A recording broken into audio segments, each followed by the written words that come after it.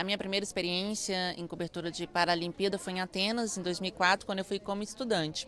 Em 2008 eu já fui comentarista pela TV Brasil, e aqui no Brasil mesmo, né, não fui para a China.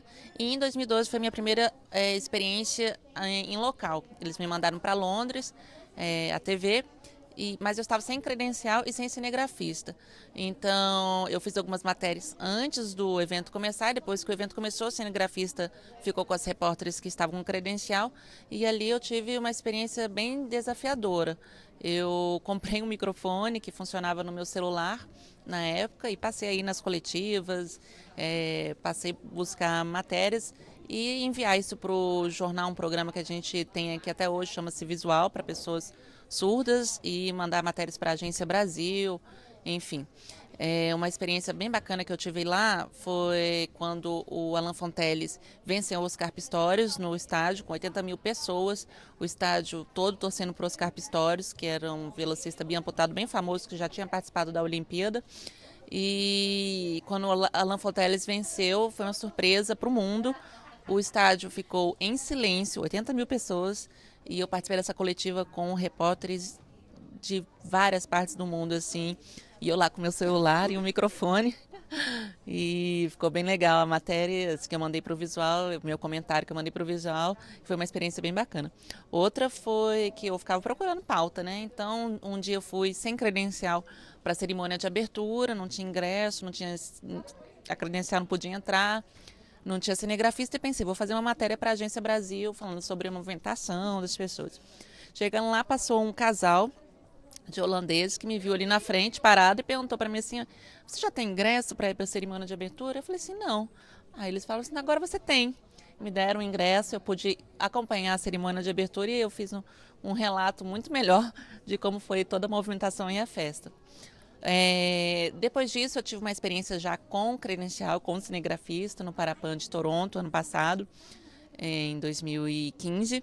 E ali foi bem pesado, assim, eram praticamente duas reportagens por dia. Então, algumas pautas eu já tinha trazido planejadas do Brasil, outras eu ia vendo lá de acordo com o factual que ia acontecendo. Só estavam dois repórteres da TV lá, eu e mais um. Então, eu tive que correr bastante. À noite eu sempre procurava o assunto do dia, no dia seguinte, que eu iria fazer, né? E, às vezes, algumas coisas que eu já tinha planejado davam certo, e outras surpresas davam mais certo ainda.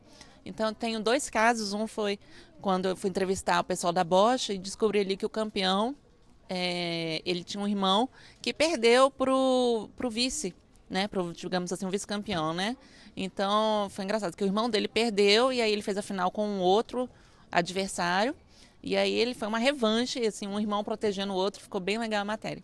A outra que eu achei bem interessante foi quando eu fui num parque lá de atividades, shows, uma praça que estava tendo ali no Canadá, e eu nem tinha planejado fazer uma passagem, que é a parte que o repórter aparece, num balanço que tinha lá acessível para cadeirantes. Mas quando eu passei por ali, eu falei assim: vou experimentar esse balanço.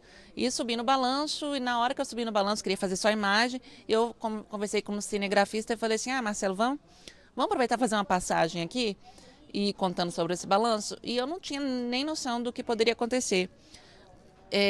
Desde que eu fiquei em cadeira de rodas, eu nunca tinha subido num balanço depois, né? Então, na hora que eu gravei a passagem, foi interessante, porque eu me emocionei, eu fiquei eufórica no começo, porque me lembrou da minha emoção, né, quando eu era criança, e depois eu me emocionei. E aquilo deu um ar humano para a reportagem que eu nem esperava.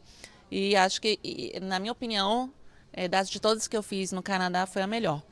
Então, agora a TV Brasil está se preparando para ir para a Paralimpíada agora no Rio, em setembro, cobrir, estaremos juntos lá. E eu tenho certeza que quem acompanhar conosco, ligado na TV Brasil, além de ser muito bem informado, vai com certeza se divertir e se emocionar. Até mais.